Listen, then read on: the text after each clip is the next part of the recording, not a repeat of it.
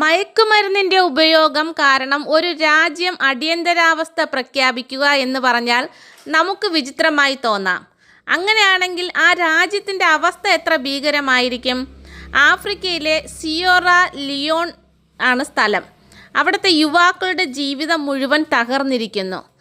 ലഹരി കിട്ടാനായി അവർക്ക് മനുഷ്യൻ്റെ അസ്ഥി പൊടിച്ചു ചേർക്കണം. അതിനായി മനുഷ്യരുടെ കുഴിമാടങ്ങളിൽ നിന്ന് അസ്ഥികൾ എടുക്കുകയാണ്. രാജ്യത്തെ ഭരണകൂടം ഗതികെട്ട് ഇന്നലെ അടിയന്തരാവസ്ഥ പ്രഖ്യാപിക്കുകയുണ്ടായി. നമ്മുടെ നാട്ടിലും ഒരുപാട് മയക്കുമരുന്ന് ഉപയോഗമുണ്ട്. പക്ഷേ ഇത് ഒരു രാജ്യം അടിയന്തരാവസ്ഥയിലേക്ക് പോയിരിക്കുകയാണ്. രാജ്യത്തെ എല്ലായിടത്തും യുവാക്കൾ കുഴിമാടങ്ങൾ തോണ്ടുന്ന ഒരു കാഴ്ചയാണുള്ളത്. അവിടെ വ്യാപകമായി സോംബി ലഹരി ഉപയോഗം യുവാക്കൾക്കിടയിൽ ട്രെൻഡിങ് ആയി മാറി. മനുഷ്യരുടെ അസ്ഥി പൊടിച്ച് ചില വിഷപദാർത്ഥങ്ങളും ചേർത്താണ് മയക്കുമരുന്നായി ഉപയോഗിക്കുന്നത്. ഓരോ സെമിത്തേരിയിലും പോലീസിനെ കാവൽ നിർത്തേണ്ട അവസ്ഥയിലാണ് അവിടുത്തെ ഭരണകൂടം.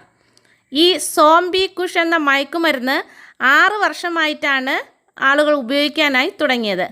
കുറച്ച് നാളായി യുവാക്കളുടെ ഇടയിൽ ട്രെൻഡിങ് ആയി മാറി. സിയോറ ലിയോണയിലെ യുവാക്കൾ ഇത് സ്ഥിരമായി ഉപയോഗിച്ച് ഇപ്പോൾ ശരീരഭാഗങ്ങൾ വീർത്ത് മൃഗീയമായ സ്വഭാവങ്ങൾ കാണിച്ച് തെരുവിലലയുന്നു. സെമിത്തേരിയിൽ നിന്ന് അസ്ഥികൾ എടുക്കാൻ ശ്രമിക്കുന്നു. ഇത് 1 വർഷത്തോളമായി നിത്യസംഭവമായി മാറിക്കൊണ്ടിരിക്കുന്നു.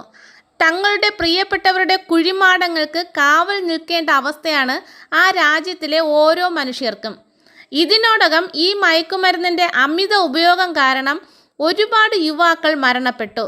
ധാരാളം യുവാക്കൾ മാനസിക രോഗികളായി മാറി. കുഴിമാടത്തിൽ പോലും മനുഷ്യന് സ്വസ്ഥമായി കിടക്കാൻ പറ്റാത്ത അവസ്ഥ. ഈ വീഡിയോ കാണുന്ന യുവാക്കൾ ദയവ് ചെയ്ത് ഇത്തരം ലഹരി മരുന്നുകൾക്ക് അടിമപ്പെടരുത്. മദ്യവും ലഹരിയും നമ്മളെ നിയന്ത്രിക്കരുത്. നമ്മളാണ് അവയെ നിയന്ത്രിക്കേണ്ടതും അകറ്റി നിർത്തേണ്ടതും. ഇന്ത്യയിലെ കുറേയേറെ മനുഷ്യരെ രാഷ്ട്രീയക്കാർ അവരുടെ അധികാര പണമോഹങ്ങൾക്ക് വേണ്ടി മതങ്ങളിലെ വിഷാംശത്തെ ലഹരിയായി മനുഷ്യരിൽ കുത്തിവച്ച് സോംബികളാക്കിയിരിക്കുന്നു. എല്ലാ മതഗ്രന്ഥങ്ങളിലും നന്മയുമുണ്ട് തിന്മയുമുണ്ട്. നന്മ മാത്രം ജീവിതത്തിൽ സ്വാധീനിക്കണം.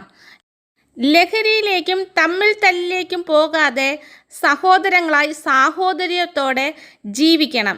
ഇന്ത്യ ജനാധിപത്യ രാജ്യമാണ്.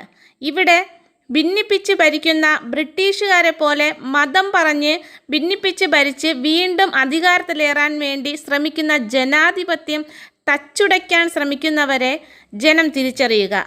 ഇന്ത്യയിലെ ജനങ്ങളെല്ലാം ഒറ്റക്കെട്ടായി ജീവിക്കുക. ഐക്യം, അതായിരിക്കണം നമ്മുടെ ലഹരി. എല്ലാവർക്കും ഈദ് ആശംസകൾ.